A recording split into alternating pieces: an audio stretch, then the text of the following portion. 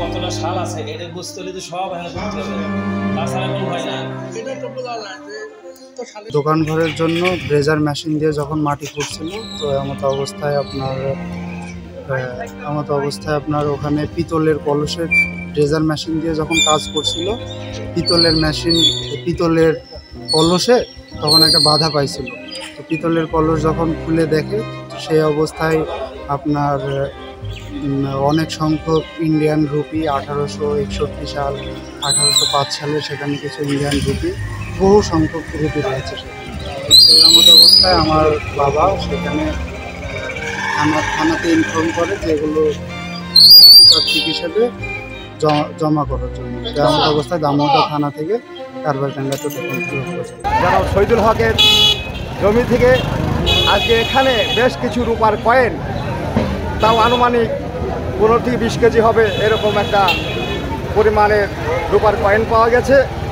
আমরা শুনে থাকি এর আগেও আমাদের গ্রামে বিভিন্ন জায়গায় দেখা গেছে যে হিন্দুরা বা হিন্দুস্থানের সেই আমলে তাদের রেখে যাওয়া যে অর্থকড়ি বিভিন্ন জায়গায় মাটির তলায় পুঁতে রাখা হতো। এর আগেও বাজার প্রায় বিভিন্ন জায়গায় পাওয়া গেছে, তার নজির পাওয়া গেছে। এখন জনাব শহীদুল হকের এই জমি থেকে এই রূপার কয়েনগুলো বেশ উত্তোলন হলো এবং আমাদের সরকারি কর্মকর্তারা সেগুলো এখান থেকে উত্তোলন করে তাদের কাছে হস্তান্তর করে নিয়ে গেছে। আমি বুঝি নির্মাণের শিল্প, সালাম স্টিল বোঝে ডিউরেবিলিটি। সালাম স্টিল, মোস্ট ডিউরেবল স্টিল।